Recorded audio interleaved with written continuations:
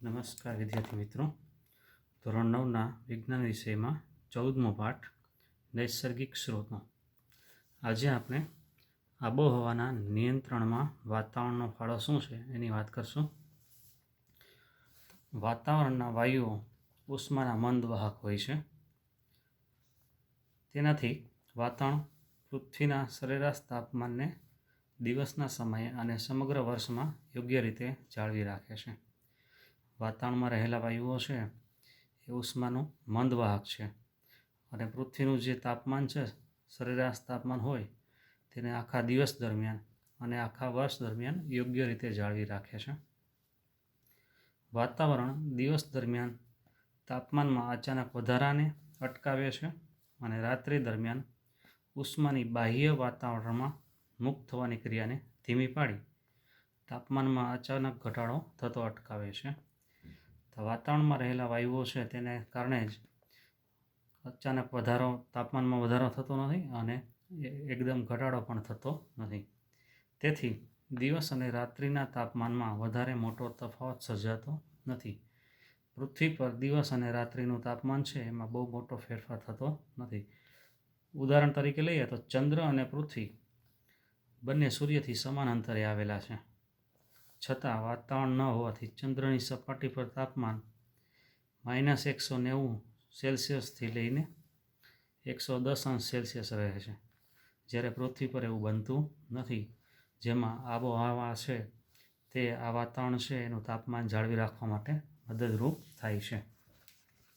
હવે વાત કરીએ આપણે હવાની ગતિ એટલે કે પવન કેવી રીતે સર્જાય છે. દિવસ ગરમ હોય, ગરમ દિવસ પછી સાંજના સમયે પવનની ઠંડી લહેરથી અને ગરમ હવામાનના અમુક દિવસો પછી વરસાદથી આપણને રાહત મળે છે. આખો દિવસ એકદમ તાપ પડતો હોય, ગરમી પડતી હોય, તો સાંજના સમયે તેમાં થોડોક ફેરફાર થાય છે અને ટેમ્પરેચર થોડુંક નીચું આવે એટલે ઠંડી લહેરથી અને વરસાદના દિવસોમાં પણ આપણને તાપમાન છે અથવા ગરમ હવાથી આપણને રાહત મળે છે. આ ઘટનાઓ વાતાવરણમાં વાયુઓ ગરમ થવાની અને પાણીની વરાળ બનવાની ક્રિયાનું પરિણામ છે. વાયુઓ ગરમ થાય છે અને પાણી છે એની વરાળ બને છે ત્યારે હવાની ગતિ કે પવન સર્જાય છે. તો આ પવન અને પવનની લહેરોનું સર્જન કેવી રીતે થાય છે? તો કે જ્યારે સૂર્યના કિરણો પૃથ્વીની સપાટી પર પડે છે ત્યારે અમુક કિરણોનું જમીન અને જળાશયો દ્વારા શોષણ થાય છે. સૂરજમાંથી આવતા કિરણો છે પૃથ્વીની સપાટી પર પડે છે. પૃથ્વીની સપાટી ઉપર રહેલી જમીન છે તે અને પાણી છે, જળાશયોનું પાણી છે, એના કિરણોનું શોષણ કરે છે, જ્યારે બાકીના મોટાભાગના વિકિરણોનું જમીન અને જળાશયો દ્વારા પરાવર્તન થાય છે, પાછું વાતાવરણમાં ફેંકાય છે. આ વિકિરણો વાતાવરણને નીચેથી ગરમ કરે છે, જેને લીધે હવામાં પવન એટલે કે લહેરો સર્જાય છે. જમીન પાણી કરતાં વધુ ઝડપથી ગરમ થાય છે અને ઝડપથી ઠંડી થાય છે. એટલે આ રીતે જો સૂર્યના કિરણો જમીન ઉપર અને પાણી પર પડતા હોય તો તે ગરમ કરે છે જમીન અને પાણીને. જમીન છે ઝડપથી ગરમ થઈ જાય છે અને ઝડપથી ઠંડી પણ થાય છે, જ્યારે પાણી છે એના કરતાં ધીમી ઝડપથી ગરમ અને ઠંડુ પડે છે.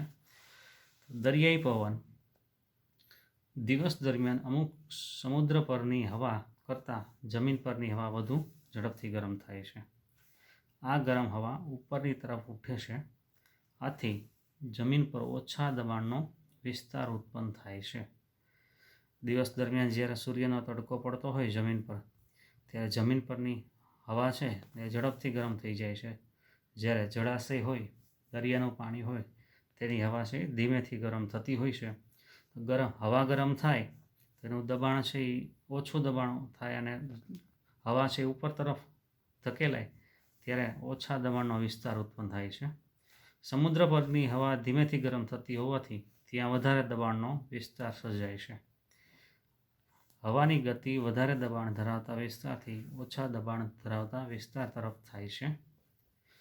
દિવસ દરમિયાન આ રીતે સર્જાતી દરિયાઈ પવન લહેરોની દિશા સમુદ્રથી જમીન તરફ હોય છે. જમીન પરની હવા ગરમ થાય ત્યારે તે ઉપરની તરફ ગતિ કરે છે. એટલા વિસ્તારમાં હવાનું દબાણ છે એ ઓછું થાય છે.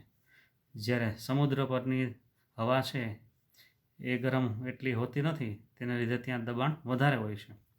તો વધુ દબાણથી ઓછા દબાણ તરફ હવાની ગતિ થાય છે, પવન સર્જાય છે. તેથી દિવસ દરમિયાન પવનની લહેરો છે એની દિશા સમુદ્રથી જમીન તરફ હોય છે. જમીનના પવન. રાત્રે જમીન તેમજ સમુદ્ર બંને શીતળ થાય છે, એટલે ઠંડા પડે છે. પરંતુ પાણી કરતાં જમીન વધુ ઝડપથી શીતળ થાય છે. આથી જમીન પરની હવા સમુદ્ર પરના પાણી પરની હવા કરતાં વધુ શીતળ થતાં વધારે દબાણવાળા વિસ્તારનું સર્જન કરે છે.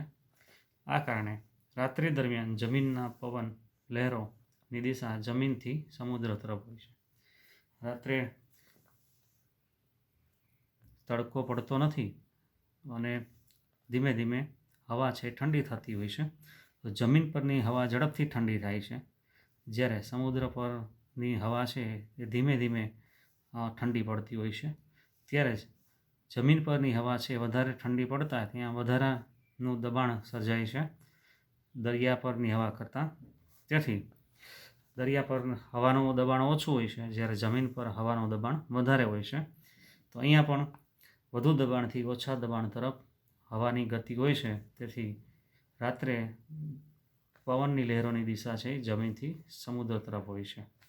આમ હવાની ગતિ તાપમાન અથવા દબાણના તફાવતને લીધે ઉત્પન્ન થાય છે અને પવન તરીકે અનુભવાય છે.